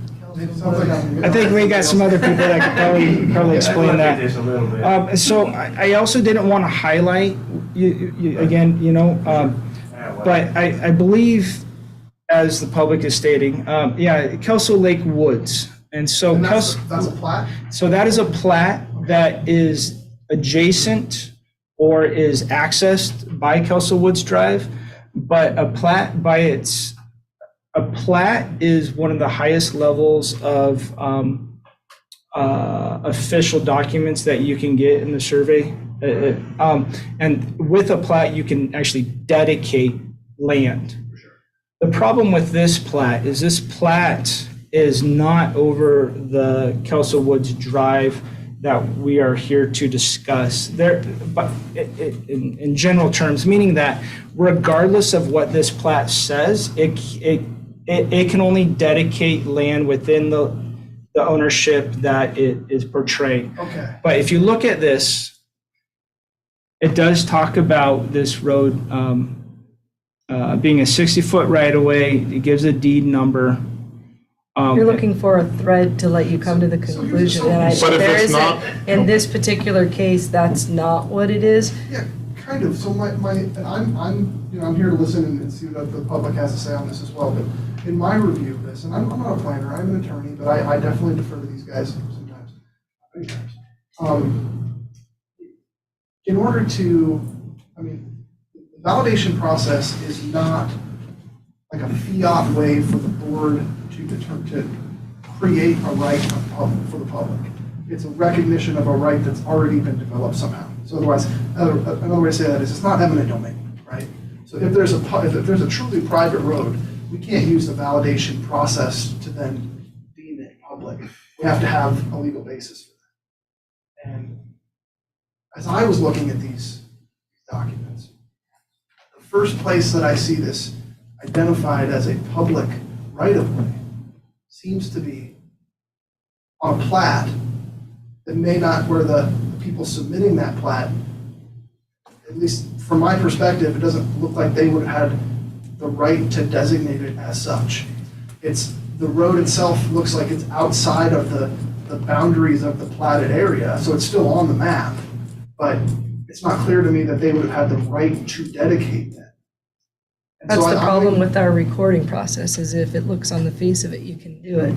And the question that I had of Jason would be, instead of looking at this road that you're trying to validate, look at the history of what's the history of the other roads that may not have that back and forth?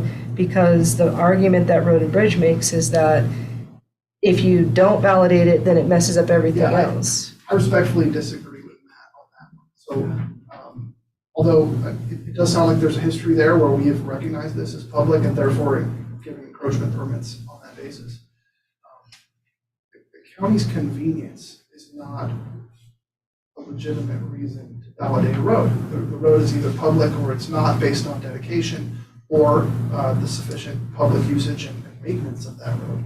So, although I totally get where Matt's coming from, and it would be in the county's best interest to validate this, I just want to recommend that you don't use that as the basis for your decision. We have to look at this type of historical evidence and anecdotal stuff from the neighbors. We could use all of that.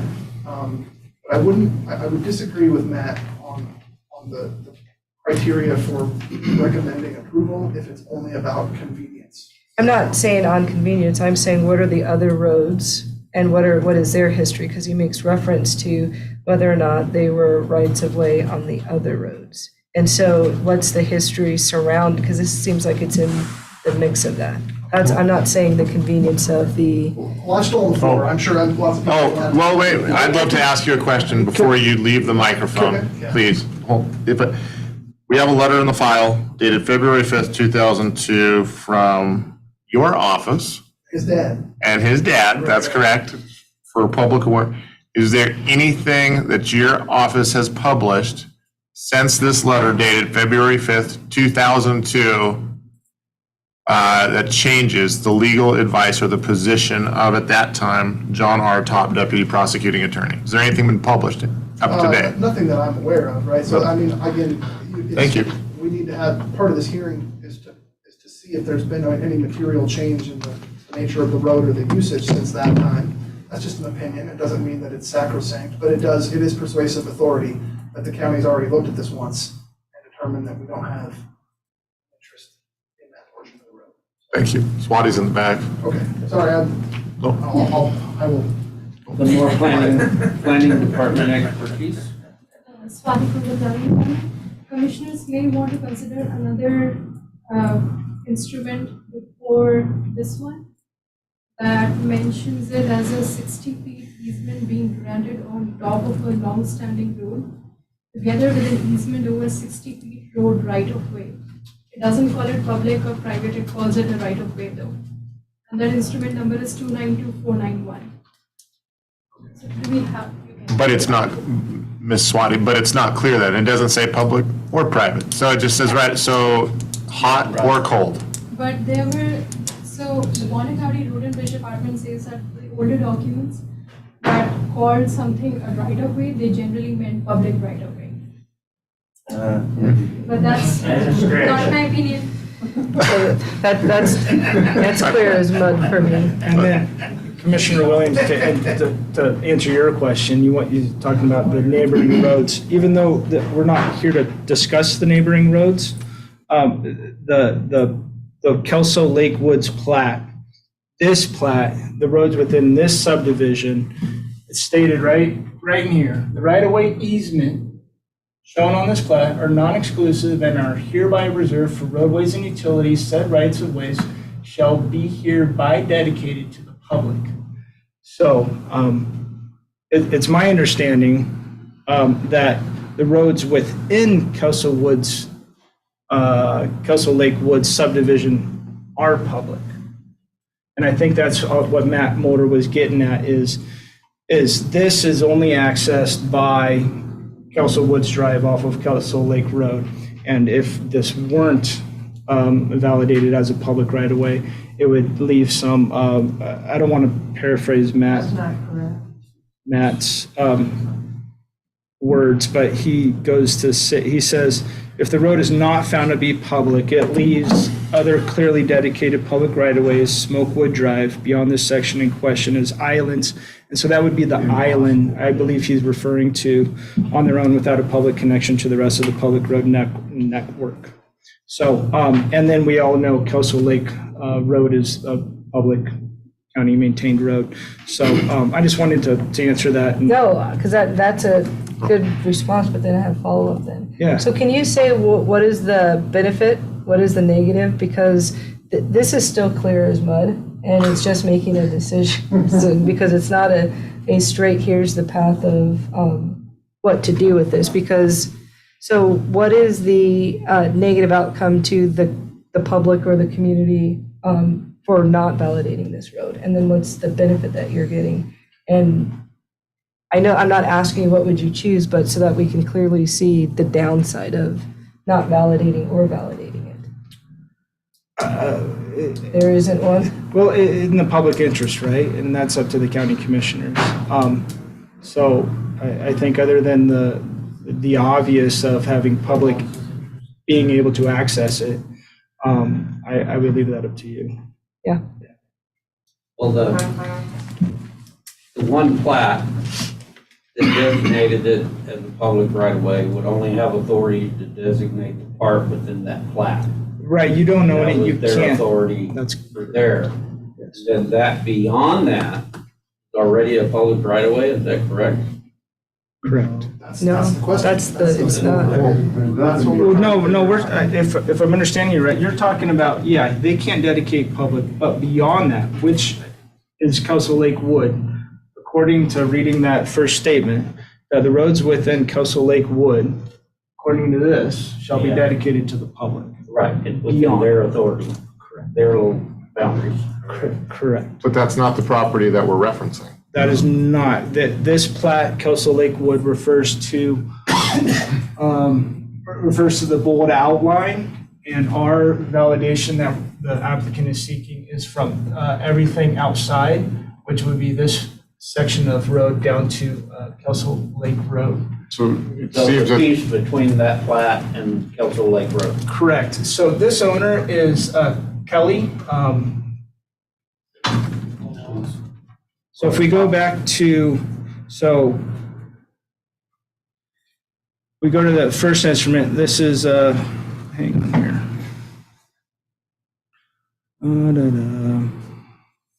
Yes, so this is Donald C. Kelly and Neva L. Kelly, husband and wife, and S.L.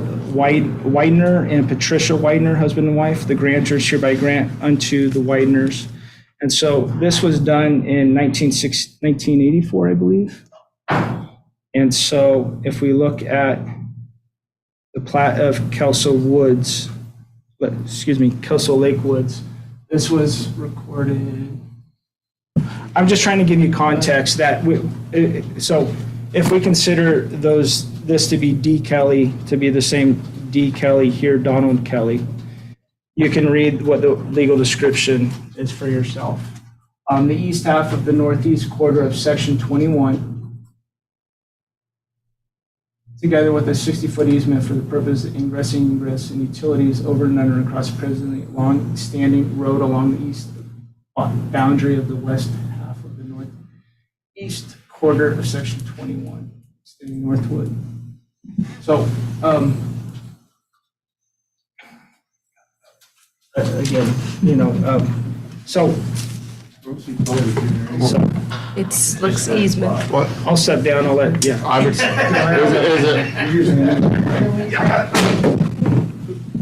I'll have to keep jumping up. My legs are weak anyways. who are you? Jason Top, Director of Bonner County Road and Bridge, for the record. So I had Matt leave these comments in for the simple fact that it is confusing. Though Matt and I have completely different opinions on this file, the way I read this file, I believe this section of road to be private and not public. But the way he was reading it with the public side on the Kelso Woods side, I thought it would be good for it to go through the hearing. You guys can make the decision to see if it is going to be a public right-of-way or not. However, I agree with Bill that we shouldn't probably have done that, because really, it's not like, I mean, I kind of feel like it's like an eminent domain type thing if you guys make that decision. Is that correct? You know, I mean, that's kind of the way I feel like if they make that decision saying that this is a public road, I don't see in the records where it is a public road. The only thing I see is on the Kelso Woods plat that's in the back there, that part has public roads in it, but I don't see it going to it. Now, that's for you guys to determine on if you can get that out of there, but I read through it quite a few times and it states right away, I differ from Matt on this part. Matt is really good at what he does, and I applaud him for what he does. But when you look at right-of-way versus easement, I'm not in agreement that makes it a public road. You know, we do have deeded right-of-ways. Now, if they say it was a deeded right-of-way to the county, that's different, you know, but when they're talking about an easement over private land, and then in the same sentence, they're turning around just down a little bit from it, calling it a right-of-way, it seems like it's a manipulation of the word. They used it real loose when they were going through this process, in my opinion. So, I mean, with that, I did have him leave it on there. I do not agree that it's a public right-of-way, but that will be for you guys to determine, I suppose, with this validation hearing. Do you have anything else that you would like from me? Well, if it was a public right-of-way, why would we need a validation hearing? Wouldn't it already have been validated? Well, to a point, yes. I mean, we have roads like Sunnyside that we're trying to validate the right-of-way widths, but they're not, but it's still a public road, you know, so you wouldn't have to be validating if it's a public road or not. So, yeah, I mean, really, you would be looking at it not having to go through the validation process if it was a public road in the first place. And I've worked for the county since 1995. That road has never, ever once been considered a public road by Road and Bridge, as far as I know. I was the foreman for that area for the last 15 years. We've never maintained anything along that, not that we would even if it was a public road. But we've never known it as a public road. At least I never have. Thank you. Yeah. Commissioners, this is Bill Wilson again. One point I would like to add to Jason's comments is I do believe that it is recognized. Does our GIS layer, our road map, have it listed as publicly owned, privately maintained? Is that right? Yes. So there is divergence between, you know, what we are saying on the county's behalf and what the map says. That's not totally uncommon. Sometimes I think you see in this case how more recent survey work looked back to a certain point in the chain of title, so to speak, and saw it listed as a public right-of-way and then acknowledged that. It's very possible that our GIS department may have done the same thing. I don't know. But again, yeah, my concern is that we need to, if the first instance where this portion of road is identified as a public right-of-way is on a plat submitted by others who did not own that portion of road, then that's a problem, right? And so we need to, when we're validating, the first thing, we either need to determine that there was a legitimate dedication in some manner, or, you know, in the alternative, you can take a private road and make it public by virtue of public use and maintenance over time. It doesn't sound like that's really the subject matter of today's hearing, but we certainly are going to hear from the public about that too, so keep an open mind. That's my concern. And I just hope you guys keep that in mind as we listen to the testimony. I got one more thing I'd like to say. I've heard in here where Matt defined it as leaving it as an island. I don't see how that could legally be true. Yeah, you may have a public road out in the middle of nowhere, but for the individuals that live within that Kelso Woods subdivision, they would have a prescriptive right to still access their properties back in there. They've been using it for many years to create that prescriptive right. So even if it was decided that this first section of the road is in fact private, it does not leave those folks stranded to access their property. I just wanted you guys to be clear on that, so you understood that, because they do have a prescriptive right for that. What it would do is make it so the other one possibly couldn't have a subdivision maybe built off of it, in the future. What is your opinion on, like, could this be considered a regulatory taking if you made it public and it was private? Because. Well, yeah, absolutely. I mean, what we're talking about is validating or recognizing a public interest over this portion of roadway. If it's proven that later at trial on appeal or something like that, that we didn't have that right, then obviously we're burdening that property owner unjustly. It's hard to say, right? Because it depends on the outcome of that case. If the court, let's say you guys did validate and the court agreed, oh no, yeah, there was sufficient basis either in the chain of title or because of use and maintenance that it was a public road, then we wouldn't be creating a regulatory taking because the right would exist already. So it's kind of dependent on the outcome of something that hasn't happened yet. When you look at this particular file, that's where it's more of a, and I know we have to hear what the public has to say, but I feel like there's a high risk of a regulatory taking concern because there's not clear convincing evidence that it was public. We have a back and forth. And so that's my concern. The documents show a back and forth. I share your concerns. Okay. Would that only be if we were to validate? If you were to validate. That's correct. So if we chose not to validate, then there is no concern. Right. I would like to say though, this has been these are the questions you're supposed to wrestle with when you're doing a validation. It's actually kind of a fascinating, look into history, if you want to look at it that way, looking at these old documents. But we are in a public hearing and we need to make sure that we give the public ample opportunity. They're chomping at the bit. So we're not, just so you know, we're almost in the aisle anyhow. So this is not yet deliberation. It's just this is the fact-finding process that we have to go through, and it is collaborative with road and bridge planning and other stakeholders. So that's just what we're trying to accomplish. Well, we'll entertain public comment. For anybody? Oh, the applicant? Okay, yeah, you get to go first. Thank you. My name is Rob Pelos. I'm from Siegel. I'm the manager of Lockland Estates, which is the property that the owners of the property to the northern end of the part of the road that we're validating today. About 2/3 of the road that's involved.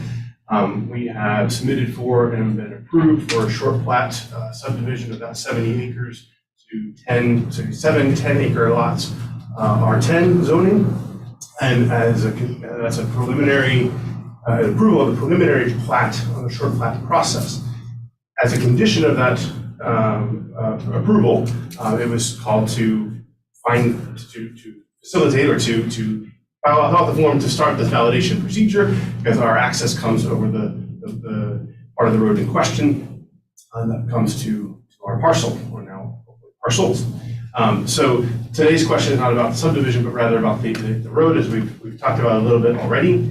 And the key point is Road and Bridge is going to ask Rockland Estates to make some improvements to this road, I expect, and we need to know, does it fall under this bucket of rules or that bucket of rules, the public or the private road? I'd like to move forward with those, whatever I need to do expeditiously, because the clock is ticking on my short plat timeframe. And so, either way, I'll ask, hopefully we can move forward quickly. And I know my neighbors have a lot to say, and I'm newer to the neighborhood than the rest of them, but pleased to facilitate their being able to have a voice. And I think the clarity that whatever this decision is will bring to the neighborhood, hopefully will bring some peace to all involved. Thanks. Thank you. Thank you. Public in favor of? Neutral. I'm here. Okay. You would be Laurie. Lori State your Reed. name for the record. Yeah, for the record, Lori Reed. I own Lot 2, Kelso Woods subdivision. I hadn't planned on speaking today at all because I'm pretty much neutral on it. But I've heard things that I cannot not say anything about. I've lived on Smokewood Drive for 30 years. And when you say that Smokewood would be an island, that's absolutely not true, because each and every one of our properties have a deeded easement through the Kelly property and through the Husby property. I mean, it's legal, you know, we don't have just prescriptive. And when I first moved in up there, I contacted National Associated Properties, who did our subdivision. Neil Dredge was dead by then, but what I was told is that the intent was to dedicate the subdivision because he had no right to dedicate other people's property. Right. So I was neutral, and ever since then, for the last 30 years, you know, whenever we come into Road and Bridge or something, half of them will say, well, this time it's public, this time it's private, you know. But from what I've heard here, it's private, you know. It is, yes, Neil Dredge confused everything by dedicating it the public, our subdivision. But Mr. Husband has his property and then he owns it too. But what gives the public the right to come in and just take their property when we already, everybody that lives up there have deeded? And we also take care of the road. You know, the subdivision takes care of that road, you know, and we have a road maintenance, you know, so hopefully you will see that, you know, taking somebody else's property is probably not the best thing. You shifted from neutral. Deeded access would not go away You're good. regardless. So, yeah, deeded access is protected state and federally, so that would not go away no matter how we ruled. So. He's gotta go. He's just. Are you neutral? Yes. Okay. And I answered neutral because I didn't know if you were in favor of validation or in favor of not validating. All right. So, if it was public or private, so I didn't know which one. But I own. Name for the record. Kenny Bowman, I'm sorry. I own clear up to the end of Kelso. Can I ask you to take a step closer to your mic for those in the Zoom world to hear? Thank you. In the dedication of the public on that plat for Kelso Woods, if you read the language in our deed and in our covenants for the road maintenance, it's pretty clear and it specifies who has access. And it doesn't say anywhere that the public can go up there and camp, right? But if you take it all into context, and I actually had some help with this on another legal matter with Toby McLaughlin, and he pointed that out, that it is specific in the language of there, what that easement is for that public deed, utilities, and people that live there coming in and out. There's nothing else up there but private property, right? And the only other thing I really want to comment is no matter what the outcome, what he's going to have to do with this road, we maintain it, right? So whatever you impose on him, you can't increase our maintenance costs. I mean, we're already footing the bill, and we're gonna, Rob's offering us help, and he's helped a little bit already to maintain it. We're gonna work the details out. But if you say he's gotta put a 4-lane highway in there, we can't maintain that. Because that's all I'm saying. Other than that, I mean, I agree with what these guys are saying. It's pretty clear if you read through the things. There's nowhere in there I see where it's public. Thank you. Thank you. Thank you. All right. Mr. Husband, Charles. Me and my son. Well, you got a Charles and a Russell. Name for the record when you get to the mic here. We're both husbands. My name is Russell Husband. I time myself on this, it's gonna take me exactly 3 minutes. You're gonna hear a lot of my frustrations. And not with this road validation, but with the approval of the subdivision to begin with and the lack of easements that it contains. I'd like to start by saying that this meeting is a farce. Only a judge can decide the outcome of this. But oh wait, we have already gotten a judgment and Bonner County refuses to acknowledge it. We have a letter saying as much from Bonner County's own attorney.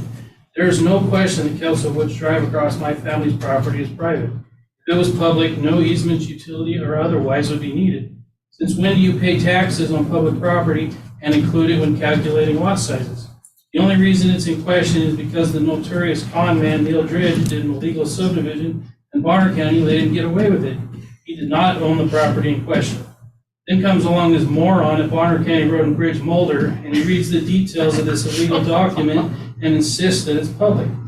If instrument 30775 was legal, why does it not show up on our deed? How can an instrument on an adjoining property supersede one's place prior? But we have been through this before as well, as one of the previous heads of Bonner County Road and Bridge was buddies with the former head of the Kelso Lake Woods Road Association. He came down on us trying to throw his weight around, insisting it was public until the county's attorney set him in his place. Why is it our responsibility to hire a lawyer to educate Bonner County every few years when their staff turns over? Even the Kelso Lake Woods Road Association's own lawyer conceded that it was an easement. The latest problems are all caused by Bonner County as well. They have allowed 3 illegal subdivisions. They say easements are civil and we have to hire a lawyer. The first 2 subdivisions happened without Bonner County even contacting us because they weren't adjacent to our property. After we heard about the first one, we contacted the planning department and they marked it illegal and put a code violation on it. We stopped the previous owner from building on it, so they sold it with their house. Then came along Kenny Bowman, knowing nothing about the code violation, and sold the lot to Vaquero without an easement. What happened to the code violation? The second subdivision came about from Michael Shrindell, who thought he could take from us to make a profit. And finally came along Polaz, who stated that 1 easement equals 10, 100, or as many as he wants. My suggestion to him is that he talks to an attorney. He is going to insist that we agree to this and that at a meeting. We did not agree to anything and will not because he has no easements. We are also not going to stand by while Bonner County railroads us with further encumbrances of our property. Dust, noise pollution, and all the extra septic tanks dumping into our water supply will encumber our property and depress it. Also, a few of our neighbors can make a profit by taking our property. If Bonner County wants these subdivisions so bad, why don't they eminent domain the property? Is Bonner County so hard up that they will spend the taxpayers' money just to gain a few extra taxpayers? The planning department knew all this and they chose to ignore us and approve it anyway. It seems the only one working to protect our private property rights is Travis Haller. So thank you. That's it. Thank you. The other Mr. Husband wants to speak? Anybody else? Want the air to clear out a little bit here. I'd like a recording of that where he called Mulder a moron. Just so we have that in posterity. But Always be a good guy. He's actually a pretty good dude, he's, you know, He is. he's a good guy. Trying to do with your. Well, and I do want to make a comment on that. It's hard to have to assess this, and in his assessment, he did say there's a problem that we need to address, and hopefully we get a solution today. These are difficult, especially when it goes back historically over back and forth, so. But whether you validate it or not, planning department already approved the subdivision. They don't have the easements. You can't expand one easement into 10 easements or however many easements you want. That's not how it works. Well, actually, you can, because it's an easement, deeded access to those properties. No, it was one Regardless. property. Well, Can you make it into 10? Whether it gets split or not, the deeded access doesn't go away. Well, And instead of doing that, let's focus on the validation of the road. So we should, am I hearing, we should Mr. stay on Husband. the one on hand? Let's do that. Mr. Sir. Husband? you're up. Okay. My name's Charles Husband, and I own that bottom piece of property that's adjacent to Castle Lake Road. The Castle Lake Woods Road Drive, or Castle Woods Drive, goes up to, right there in the bottom. I've owned that property since 1997. Bear with me just a little bit, I got a little laundry day or two. First time I saw this property, there was a 6-foot cedar fence from the county road heading up the hill. My driveway was on the west of it. There was a driveway on the east of it to another piece of property. I assumed, bad word, that 30 feet was on my property and 30 feet was on somebody else's, hence the word fence up there. I purchased the property. The first day I show up there, there's a group of people tearing fence down, cutting down trees. And I pull up and they say, get out of here. I said, I just bought this property. And they say, oh, well then you can pass. So I said, what are you guys doing? They said, we're cutting down these trees, we're putting in a parking lot. We're gonna build a dock on the lake. That started an $80,000 nightmare that I've lived with since 1997. So anyway, I aired my dirty laundry too. I guess this road would encompass, if it becomes something different than what it is, and I pay taxes on this thing since 1997, no discount for the road, on the whole property, it's 1/5 of my property. So that makes me less than 5 acres. And that limits my options. I have less than 5 acres. I don't know what can be fair and just with this outcome. It's quite a challenge. Where is it right or wrong, or is this just business? Thanks, Travis, for letting us air this out. Thank you. Anybody have questions for me? No, sir. I remember the wood fence, I thought it's kind of odd. I've been here since '88. Oh, okay. Well, I can give you a little background on it. Oh, By the name of that's an odd place for a fence. all this property. And he put that easement on that road, or that 60-foot easement on that property. And the first easement he gave it to was the Petersons. That's on the east side of that road. Right there at the bottom. That was the first easement put on it. And then he sold it to all these other people, and all these other easements started getting added to it, so. And the only dedicated to the public is that plot you read. As far as I've always been concerned, that only applies to the property north of me. Nowhere did I find anywhere on there. And National Associated Properties, they never owned it, so how could they change the easement? And expanding the easement doesn't further encumber our property?